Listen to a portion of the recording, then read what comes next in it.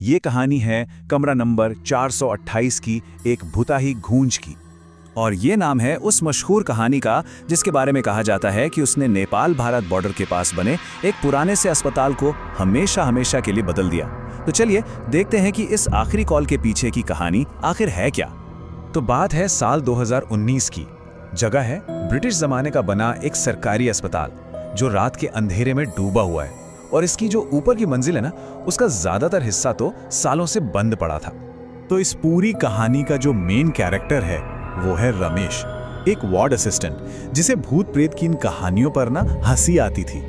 उसके लिए ये सब फालतू की बातें थी। उसका तो सारा ध्यान अपनी नाइट ड्यूटी और ओवरटाइम के पैसों पर रहता था। तो इस अस्पताल का जो सबसे बड़ा राज था ना, वो था कमरा नंबर 428।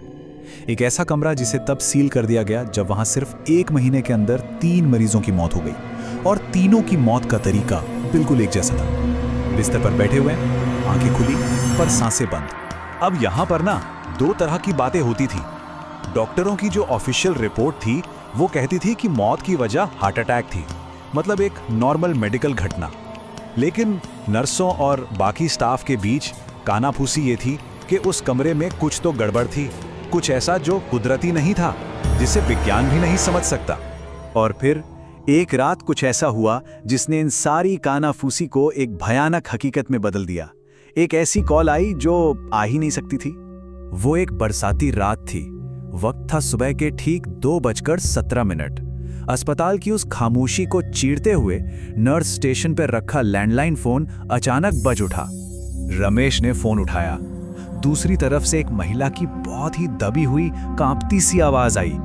ऐसा लगा जैसे किसी का दम घुट रहा हो। उसने सिर्फ इतना कहा, कृपया मुझे सांस नहीं आ रही है। और फिर रमेश की नजर पड़ी कॉलर आईडी पर, और उसे देखकर सचमुच उसके होश उड़ गए। स्क्रीन पर नंबर था कमरा नंबर 428। पर यह तो हो ही नहीं सकता था। उस कमरे की फोन लाइन तो 3 साल पहले काटी जा चुकी थी। अब रमेश ने पहले तो खुद को समझाया कि अरे नहीं, जरूर वायरिंग में कोई प्रॉब्लम होगी। बस यही सोचते हुए और थोड़ा चिढ़ते हुए उसने टॉर्च उठाई और सुनसान बंद पड़ी ऊपर की मंजिल की तरफ चल दिया। लेकिन जैसे जैसे वो कमरा नंबर 428 के पास पहुंच रहा था, माहौल बदलने लगा। गलियारे की पुरानी लाइटें अजीब तरह से टिमटिमाने लगी। हवा में अचानक एक ठंडक सी घुल गई, और जब वो दरवाजे के पास पहुंचा तो उसे अंदर से किसी के धीरे धीरे सांस लेने की आवाज बिल्कुल साफ सुनाई दी। रमेश अब उस सीलबंद दरवाजे के ठीक सामने था। एक तरफ उसका दिमाग था, दूसरी तरफ अंदर से आती वो सांसों की आवाज। उसने हिम्मत जुटाई, दरवाजे पर लगी सील तोड़ी और उसे खोल दिया। तो सवाल ये है कि दरवाजे के पीछे आखिर था क्या? क्या वहां सच में कोई मरीज था जिसे मदद की जरूरत थी, या कुछ और ही था? दरवाजे के पीछे कुछ भी नहीं था। कमरा बिल्कुल खाली था।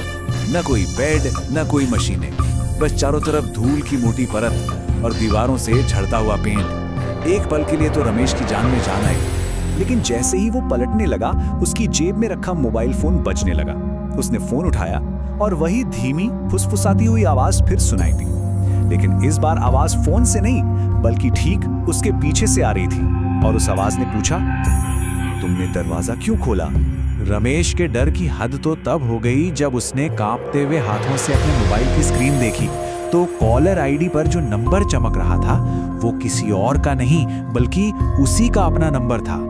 बस उस एक रात ने रमेश को हमेशा के लिए बदल कर रख दिया, और कमरा नंबर 428 की कहानी उस अस्पताल की दीवारों में हमेशा के लिए दफन हो गई। बाद में जब सीसीटीवी फुटेज देखी गई तो उसमें साफ दिख रहा था कि रमेश कैसे पागलों की तरह सीढ़ियों से नीचे भाग रहा था।